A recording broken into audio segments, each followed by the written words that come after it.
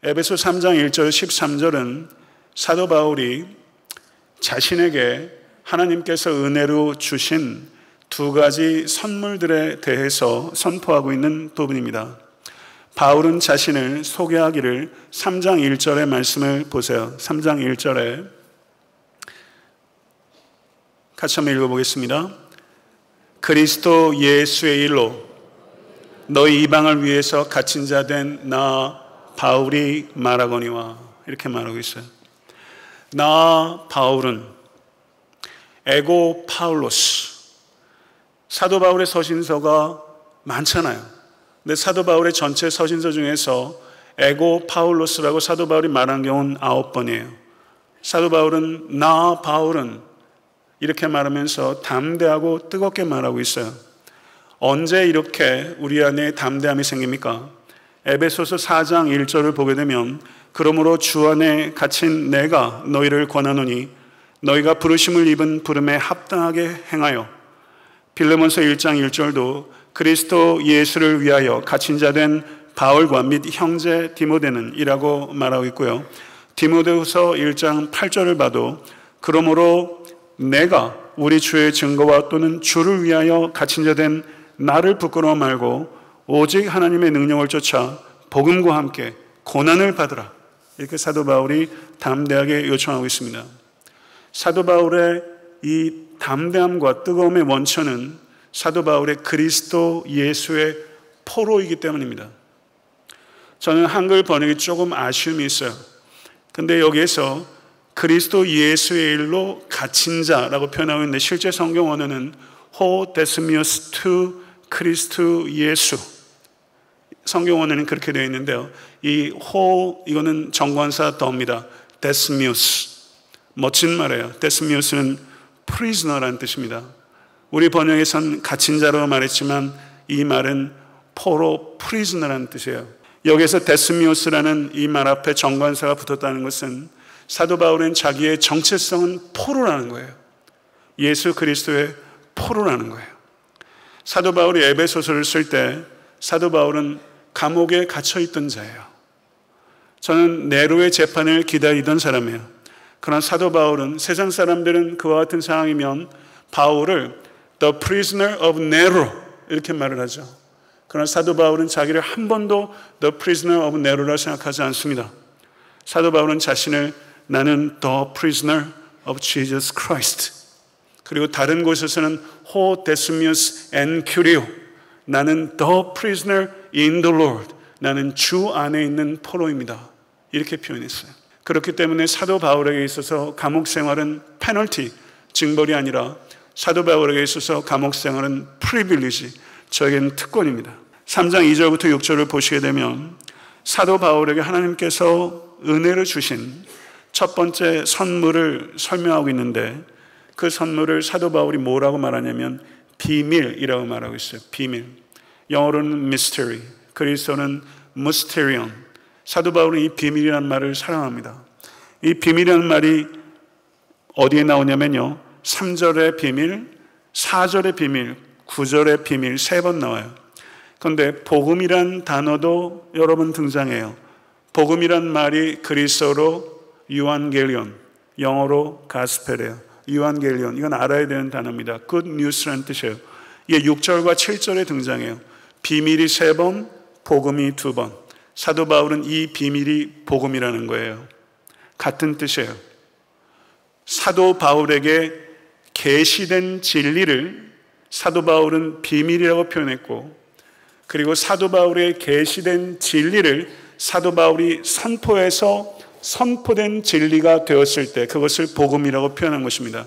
그리고 그에게 주신 은혜의 두 번째 선물은 이 비밀, 곧 신적 계시, divine revelation, gospel, 이것을 전하는 소명, 이것이 사도 바울에게 주신 두 번째 은혜의 선물이라고 이야기한 것입니다. 사도 바울에게 주신 두 가지 은혜의 선물, 복음과 소명이에요. 복음과 소명은 결코 분리되지 않습니다. 하나님께서는 예수 그리스도를 통해서 우리를 구원하셨고 우리를 통해서 그 구원의 기쁜 소식을 알리시기로 계획하셨습니다. 믿으십니까? 이것을 진심으로 믿으신다면 전도는 해도 되고 안 해도 되는 선택사항이 아니에요. 전도는 전도 폭발을 훈련한 사람만이 하는 게 아니에요. 전도는 하나님께서 그리스도를 통해서 우리를 값없이 구원하셨다는 것을 믿는 사람이라면 반드시 해야 하고 할 수밖에 없는 일입니다. 작년 한 해를 살아오시면서 예수께서 구원에 이르는 유일한 길이라는 것에 대해서 한 번도 뜨겁게 전해보지 못했다면 그것은 하나님의 계획에 대한 불순종이며 그것은 침묵하는 죄를 범한 것입니다. 그것이 사실입니다. 저는 아프더라도 이것을 여러분에게 이야기해야 하는 것입니다. 2절의 말씀을 한번 보십시오. 너희를 위하여 내게 주신 하나님의 그 은혜의 경륜. 성도 여러분, 은혜는 이타성이 있어야 한다는 거예요. 내가 은혜 받는 것으로 충분하지 않아요. 너희를 위해서 내게 주신 은혜예요. 오늘 이 예배를 통해서 은혜가 여러분에게 주어진다면 거기에는 책임이 발생하는 것이고 누군가를 위해서 그 은혜를 나누도록 여러분에게 은혜를 주셨다는 것을 받아들이시겠습니까? 사도 바울께서는 자신에게 주신 이 비밀, Divine Revelation에 대해서 갈라디아서 1장 11절에서 12절에 말씀하시기를 형제들아 내가 너희에게 알게 하노니 내가 전한 복음이 사람의 뜻을 따라 된 것이 아니라 이는 내가 사람에게서 받은 것도 아니요 배운 것도 아니요 오직 예수 그리스도의 계시로 말미암은 것이라 이렇게 분명하게 말했습니다. 이게 어떤 의미라고 생각하십니까? 바울은 그의 서신서에서 종종 복음을 내 복음, 나의 복음이라고 표현했어요. 토 유앙겔리온 무, 마이 가스펠이라고 표현했습니다. 로마서 2장 16절을 보게 되면 곧 내 복음에 이른 바와 같이 하나님이 예수 그리스도로 말미암아 사람들의 은밀한 것을 심판하시는 그날이라. 마이 가스펠이라고 표현했을 때 이건 어떤 것을 의미하는 것입니까? 사도 바울이 교만하기 때문에 이렇게 표현할 수 있는 겁니까? 사도이기 때문에 이렇게 표현해도 되는 것입니까? 아니면 사도 바울은 자신의 복음은 주관적인 요소가 있기 때문에 마이 가스펠이라고 표현하는 것입니까? 여기에는 어떤 의미가 있는 것일까요? 이것은 사도 바울에게만 하나님께서 특별하게 계시해 주신 복음이 있기 때문에 사도 바울은 마이 가스펠이라고 표현한 것입니다. 이것에 대해서 제가 설명할 것입니다. 경청하시기 바랍니다. 갈라디아서 2장을 보게 되면 사도 바울이 예루살렘에 가서 자신이 이방 가운데 전파하는 복음을 예루살렘에 있는 사도들에게 제시하였다 이렇게 표현하고 있습니다. 사도 바울이 예루살렘에 있는 사도들에게 자신이 전파하는 복음을 제시한 이유는 자신이 전파하는 복음에 대해서 사도 바울이 스스로가 확신하지 못한 부분이 있어서도 아닙니다. 소위 예수님과 공생애를 같이 하면서 있었던 사도들로부터 검증을 받거나 혹은 자신의 복음이 그들의 복음에 의해서 보완받기 위해서 예루살렘에 올라간 것이 아닙니다. 유대주의자들의 영향력을 반드시 타파하여야 했기 때문에 사도 바울은 복음을 제시했던 것입니다. 그러면 유대주의자들은 주데이저라고 이렇게 얘기하는데 유대주의자들은 어떤 사람을 가리키는가? 유대인들, 그리스도인들 가운데 적지 않은 숫자가 이방인 그리스도인들이 구원을 확실하게 하기 위해서는 모세율법이 정한 절기와 음식법과 특별히 할례를 보완하지 않으면 안 된다라고 이야기하던 사람들이 교회에 들어왔습니다. 이것이 갈라디아 교회의 가장 중차대한 문제였습니다. 그리고 유대주의자들은 예루살렘에 있는 사도들은 격상시키고 사도 바울은 격하시키며 이간질했습니다. 사도 바울은 예루살렘에 있는 사도들의 권위를 무시하지도 부인하지도 않았습니다. 그렇지만 유대주의자들이 예루살렘 사도들에게 지나치게 아첨을 하고 자신과 대립시키고 반목시키려고 하는 이간질을 무산시켜야 될 필요성이 반드시 있었습니다. 사도 바울의 사도권은 예루살렘 사도들에게 의해서 주어진 것이 아니라 예수 그리스도 자신에 의해서 주어진 것이고 그의 복음의 근원은 사람에 있는 것이 아니라 그리스도 자신에게 있습니다. 그렇지만 사도 바울은 저가 달려가는 다름질한 것이 헛된 것이 되지 않기 위해서 예루살렘에 있는 사도들과 교제해야 될 필요성이 있었고, 그리고 그들에게 자신의 복음을 제시했던 것입니다. 그리고 예루살렘에 있던 사도들은 자신들의 복음과 사도 바울이 마이 가스펠이라고 하는 이 가스펠이 본질에 있어서 정확하게 일치한다는 것을 기뻐했고 교제의 악수를 나눴던 것입니다. 그 내용이 기록되어 있는 것이 갈라디아서 2장 6절에서 10절의 얘기예요. 저는 성경의 얘기를 그저 여러분께 드릴 뿐입니다. 여러분이 익숙하지 않아서 그래요. 이 장면은 위대한 장면입니다. 복음의 진리는 경쟁자를 만들지 않습니다. 복음은 항상 친구를 만듭니다. 정말 복음에 입각한 교회는 다른 교회를 경쟁 교회로 생각하지 않습니다. 우리는 애틀랜타에 있는 수많은 교회들이 있어요. 우리는 다른 교회를 경쟁 상대로 여긴다면 우리는 복음을 상품으로 여기는 것과 같습니다. 우리가 자랑하는 이 복음은 진리이기 때문에 이 진리는 다른 교회들을 형제가 되게 하는 것이지 경쟁자가 되도록 하는 것이 결코 아닙니다. 본질의 일치를 확인하고 역할의 차이를 인정하고 그리고 각자 주어진 소명에 충실하자고 다짐하면서 악수를 나눴어요. 그리고 사도 바울은 이방인에게, 그리고 베드로는 할례자에게 나아가기로, 각자의 소명에 충실하기로 만남이 이루어졌던 것입니다.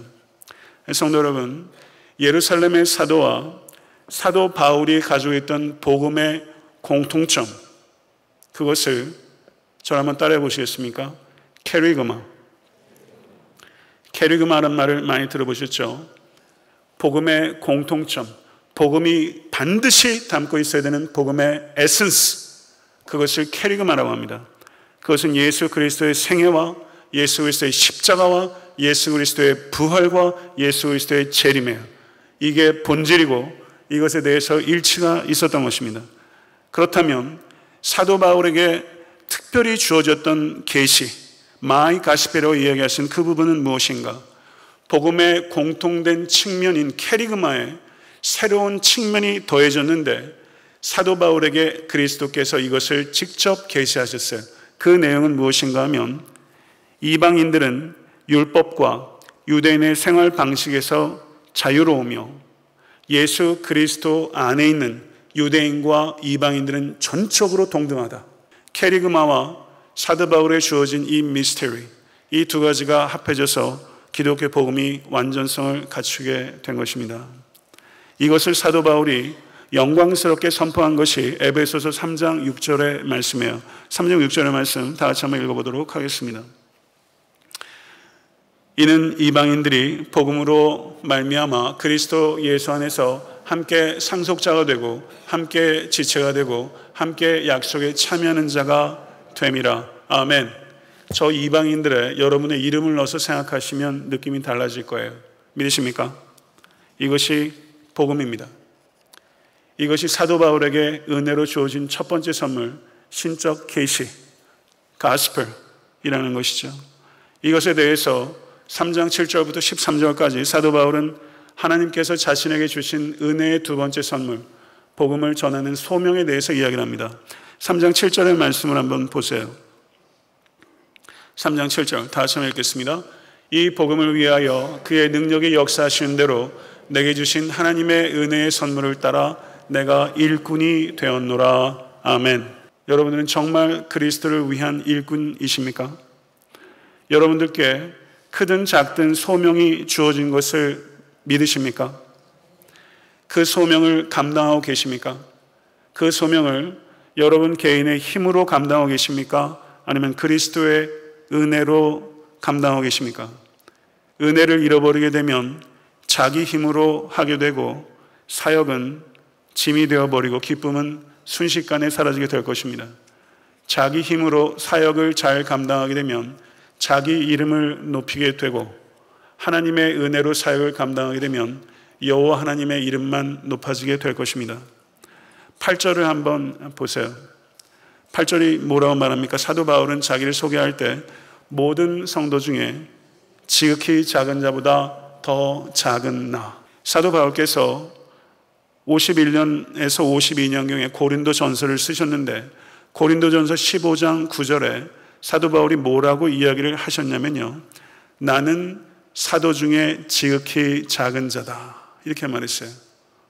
그런데 그로부터 10년이 지나서 에베소서를 쓸 때 모든 사도 중에 지극히 작은 자라고 말했던 사도 바울이 이제 모든 성도 중에 지극히 작은 자보다 더 작은 나라고 자기를 소개하고 있고, 그리고 오늘 본문의 에베소서를 기록한 지 2년 뒤에 63년경인 디모데 전서 1장 15절에서는 죄인 중에 내가 괴순이라, 이렇게 고백하고 있는 거예요. 사랑하는 성도 여러분, 여러분과 저는 사도 바울이 가고 있던 이 흐름대로 우리는 살아가고 있습니까? 모든 사도 중에 지극히 작은 자에서 모든 성도 중에 지극히 작은 자보다 더 작은 자로, 죄인 중에 내가 괴수인 자로, 사도 바울은, 그 위대한 사도는 점점 자기를 가리우고 점점 낮아지고 점점 더 겸손해지는 방향으로 나아가고 있는 거예요. 말과 행동을 겸손하게 포장한 채로 속에서는 무섭도록 교만한 교양인들이 얼마나 많은지 몰라요. 자기 자신을 깊이 되돌아보십시오. 사도 바울이 복음의 일꾼으로 부름받은 지 30년이에요. 그런데 수많은 고난을 이미 겪었어요. 그리고 2년여 뒤에 저는 순교하게 될 것입니다. 그렇지만 저가 복음의 일꾼으로 부름받은 것에 대해서 사도 바울은 한 번도 당연하다고 생각하지 않아요. 그것에 대해서 30년 내내 저는 뜨겁게 감격하고 감사하고 그것을 희한하게 여기고, 나는 복음을 핍박하던 자여 포행자라고 디모데전서에서 이야기합니다. 그렇지만 복음의 일꾼으로 불러주시는 것에 대해서 저는 경의하고 있어요. 사랑하는 성도 여러분, 복음의 일꾼으로 쓰임받으십시오. 그리고 그것에 대해서 항상 경이롭게 여기시고 감사히 여기시는 여러분과 제가 될 수 있게 되기를 우리 주 예수 그리스도를 간절히 축원합니다. 사도 바울은 사람들이 자신을 의지하지 않고 오직 주님만을 의지하기를 원했습니다. 목회자를 포함해서 이 자리에 계신 장로님들, 목자들, 부서장들께서 항상 유념해야 되는 것은, 여러분과 저에게는 강력한 유혹이 있는데 사람을 자기에게 붙이려고 하는 유혹입니다. 이것과 싸워야 합니다. 목회자가, 제가 여러분들 한 사람 한 사람과 친밀감이 있어야 되지만 여러분들을 제게 붙이려고 한다면 여러분들은 저를 의심하셔야 됩니다. 어떤 목회자라도 예수 그리스도의 제자를 만들지 않고 자기 제자로 만들려고 하는 사람, 그 사람은 매우 위험하다는 것을 아셔야 돼요. 성도 여러분, 사도행전 11장 23절을 보게 되면 이렇게 말합니다.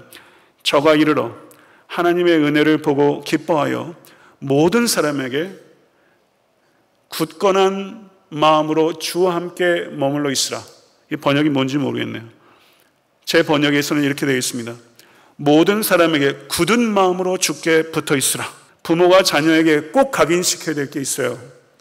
자녀들을 위해서 부모가 정상적인 부모라면요, 무슨 희생이라도 다 할 수 있죠. 세상이 하도 천년도 무너져서 이런 말 하는 것도 조심스럽지만 정상적인 부모라면 자녀들을 위해서 희생합니다. 그렇지만 자녀에게 얘기를 해야 돼요. 제가 누차 얘기해요. 아들아, 내가 너를 위해서 무엇이라도 희생할 수 있다. 그렇지만 내 사랑의 첫 번째 대상은 아들아, 너가 아니라 우리 주 예수 그리스도다. 이것을 가르쳐줘야 돼요. 모쪼록 여러분들 목장도 마찬가지고 어떤 교회 모임도 마찬가지예요. 사람과 친밀하게 교제하십시오. 그러나 자기에게 붙이지 마세요. 그리스도께 붙이십시오. 그렇게 되는 목회자와 성도가 될 수 있게 되기를 간절히 소원합니다. 사도 바울의 복음의 일꾼으로서 세 가지 역할을 이야기합니다. 첫째, 8절을 보십시오. 측량할 수 없는 그리스도의 풍성을 이방인에게 전하는 것. 두 번째, 9절. 영원부터 만물을 창조하신 하나님 속에 감추었던 비밀의 경륜이 어떠한 것을 드러내는 것. 세 번째, 10절. 교회로 말미암아 하늘에서 정사와 권세들에게 하나님의 각종 지혜를 알게 하는 것. 이 세 가지가 사도 바울은 자신의 복음의 일꾼으로서의 사명이라고 말했어요.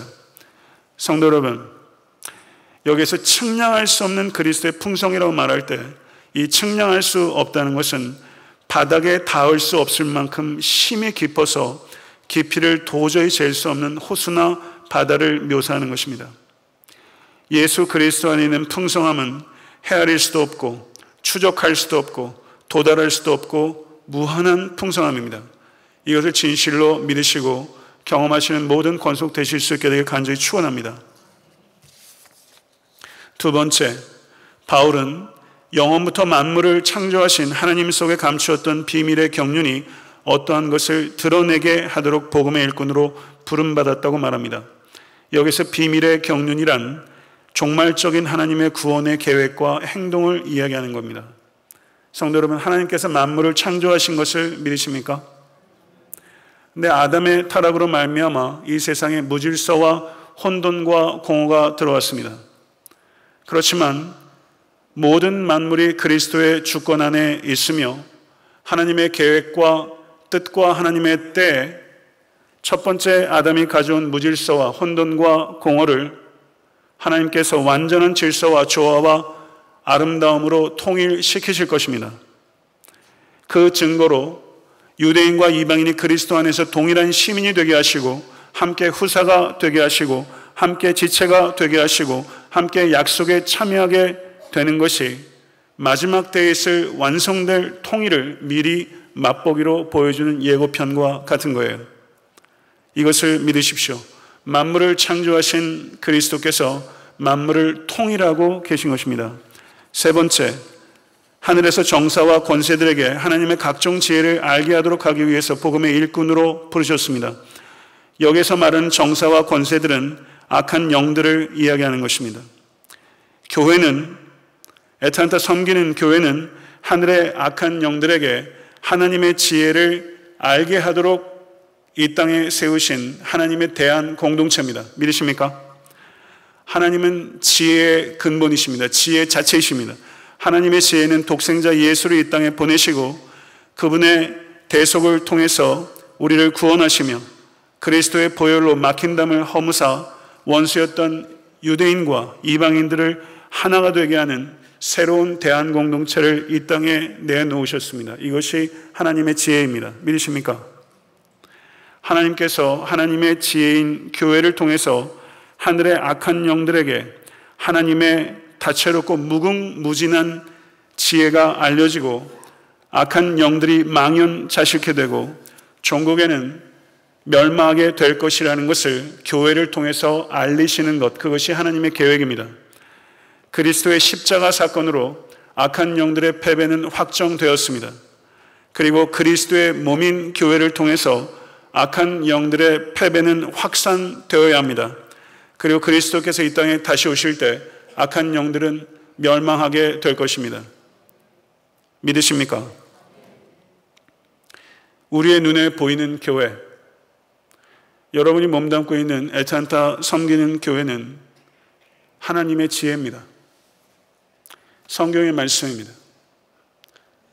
그러나 저는 애타한테 섬기는 교회가 하나님의 지혜라고 말하는데 부끄러움을 가지고 있습니다.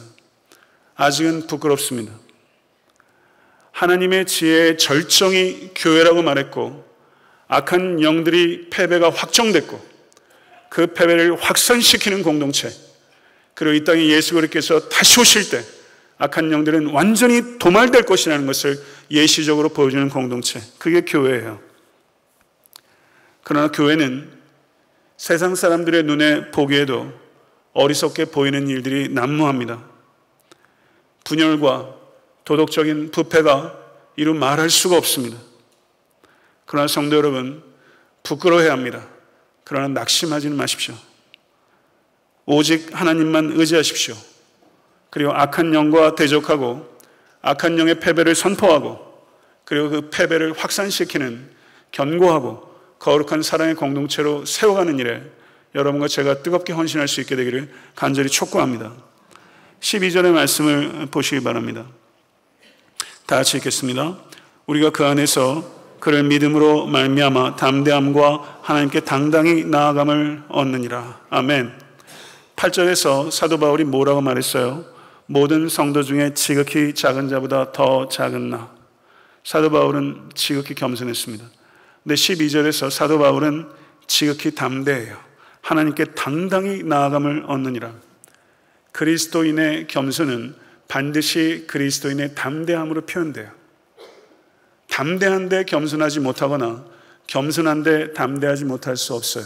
이 두 가지는 항상 결합되는 것이라는 것을 기억하시고, 모쪼록 이 자리에 계신 모든 권속께서 그리스도인의 담대함과 겸손하심이 여러분의 인격과 영혼 안에서 반드시 결합될 수 있게 되기를 축복합니다. 13절의 말씀을 보세요. 13절의 말씀 다시 읽겠습니다. 그러므로 너희에게 구하노니 너희를 위한 나의 여러 환난에 대해서 낙심치 말라. 이는 너희의 영광이니라. 아멘. 이렇게 말할 수 있는 목회자들이 많이 나오면 좋겠습니다. 바울이 옥에 갇히게 된 이유가 뭡니까? 이방인들이 그리스도 안에서 유대인과 동일한 지위를 갖게 됐다. 이것 때문에 박해당한 거예요. 유대인들의 특권 의식을 건드렸기 때문에 박해당하고 죽은 것입니다. 저는 목사입니다. 그렇지만 이건 저한테 기능적 건이에요. 저에게 정말 중요한 건 전 성도입니다. 우리에게 중요한 것은 단 하나예요. 예수 안에 있느냐, 예수 밖에 있느냐. 이것만 중요해요. 우리에게 정말 불쌍한 사람은요, 못 먹는 사람, 못 배우는 사람이 아니라 예수 밖에 있는 사람이에요. 우리의 정말 관심사가 그게 돼야 돼요. 그런데 여러분도 약하고 저도 약해요.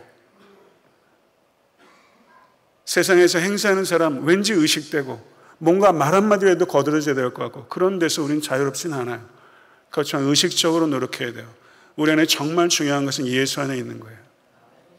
예수 안에 들어올 수 있도록 그분들을 잘 이끄는 것. 그래서 여러분들이 세상적으로도 하는 일들이 잘 돼서 경제적으로도 유복하고 차고 넘치면 얼마나 좋겠어요.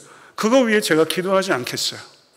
그렇지만 공부하는 일들도 좋은 대학, 유수한 학자들, 역량 있는 사람들, 정치 지도자들, 우리 자녀들 가운데 많이 나오면 좋겠어요. 그러나 예수 안에서 있는 것만을 자랑하는 사람들이 되면 좋겠어요. 정말 그렇게 되는 공동체가 될 수 있게 간절히 바랍니다. 우리가 자랑해야 될 것, 정말 영광은 무엇인가? 그리스도를 위해서 당한 고난이에요. 너희를 위한 나의 여러 환난에 대해서 낙심치 말라. 이는 너희의 영광이니라. 이렇게 말할 수 있는 목회자 부디 만나십시오. 사랑하는 성도 여러분, 복음을 진심으로 믿으면 복음을 위해서 삶을 드리게 됩니다.